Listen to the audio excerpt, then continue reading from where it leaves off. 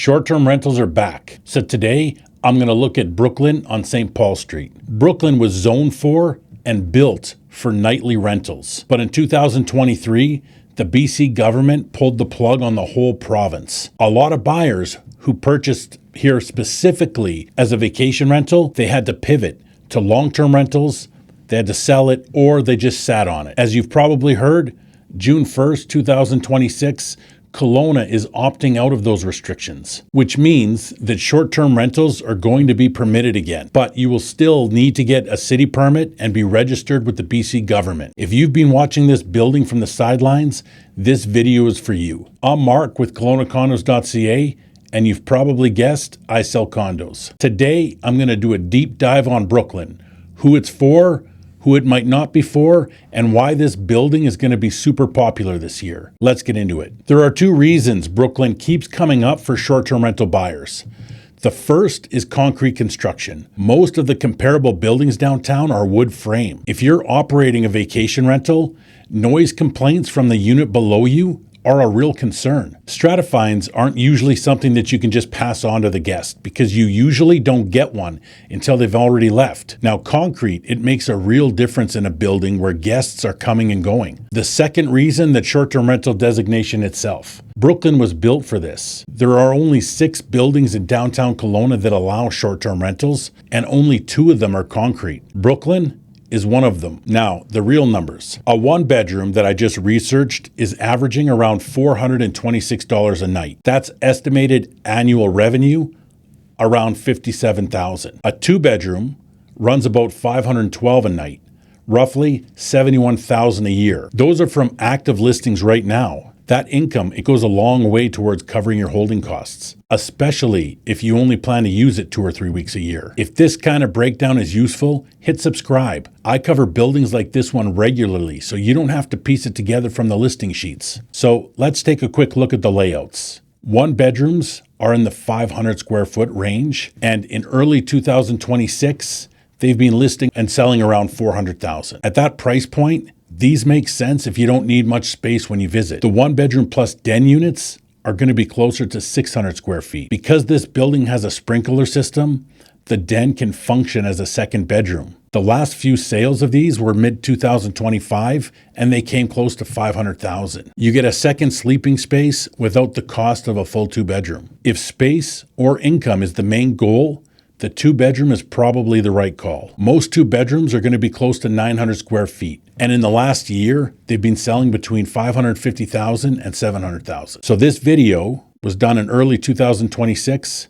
The strata fees, they run around 67 cents a square foot. That's pretty high for a building with this amenity level. At 67 cents, that's roughly going to be $335 a month on a 500 square foot 1-bedroom.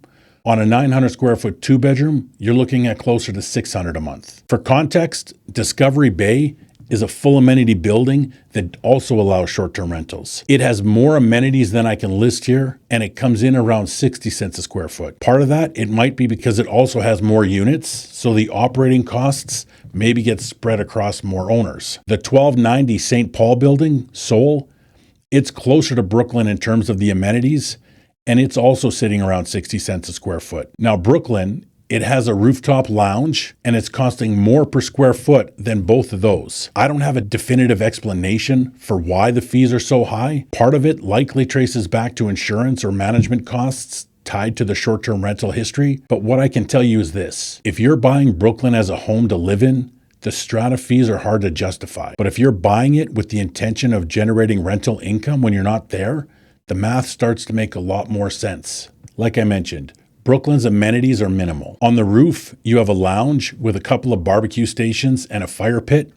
There's an indoor dining meeting room with a kitchen, and then on the other side, you have a TV room. That's it. There's no pool, there's no gym. For a building at this fee level, buyers often expect more. The trade-off, though, is the location. But you need to remember that you're getting a downtown address, not a resort building. So a few things to know before you fly here or you book any showings. Storage in this building is a real issue. A large number of units were bought by investors who skipped the storage locker. It was available at an extra cost, and a lot of people decided they didn't need it. I went through the last 60 sales, and only 40% of the units had one. If storage matters to you, you want to confirm it's included before you add it to your shortlist. Another thing is, there's no gas on the patio. If guests want to barbecue, they're heading to the shared rooftop patio. For a short-term rental setup, this might not actually be a hindrance. And because you're located right downtown, most people, they'll probably be going out a lot. Another thing is the west-facing units, right now they're going to have nice protected lake views, which is great. But the western sun in the evenings, they make the patio nearly unbearable. Also, you're going to get wind off the lake. It means that the cushions are going to need to be stored.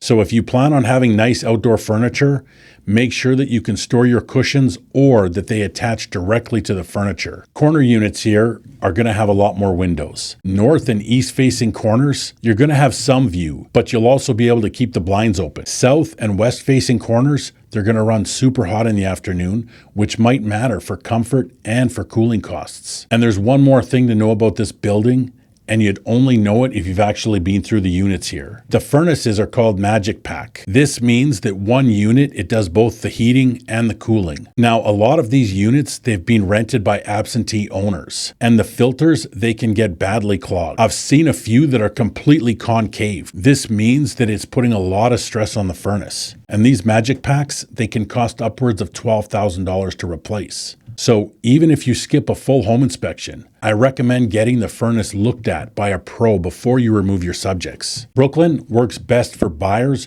who want a vacation home in Kelowna that's urban rather than relaxing. The concrete construction, the short-term rental designation, and the location, they all point in that direction. If having a sense of community and getting to know your neighbors matters to you, Brooklyn probably shouldn't be on your list. Also, if you want a short-term rental building with a ton of amenities, Discovery Bay, Playa del Sol, Cabane, and Aqua are all worth looking at. Before you commit, make sure to review the Strata documents.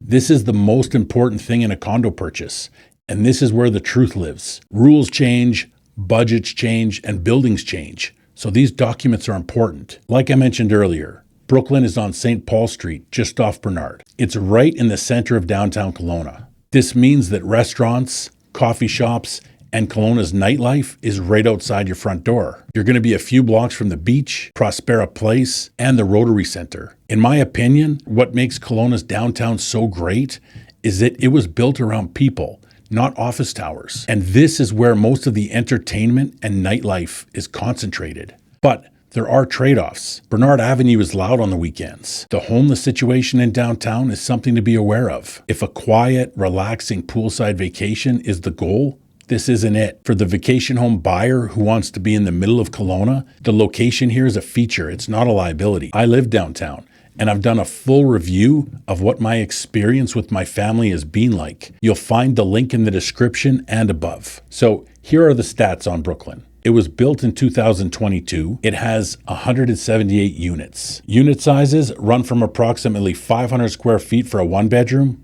to around 1,000 square feet for the two-bedroom penthouse. Now, this is a 25-story tower with concrete construction, and all the amenities are on the rooftop level. Short-term rentals are back at Brooklyn, and I think prices here are going to move quickly. If you're looking at buying a vacation rental in Kelowna, we should talk. You can book a time in my schedule using the link in the description. And if you haven't been to KelownaCondos.ca yet, that's where you'll find all the building breakdowns, current listings, and floor plans. Thanks for watching, and I'll see you in the next video.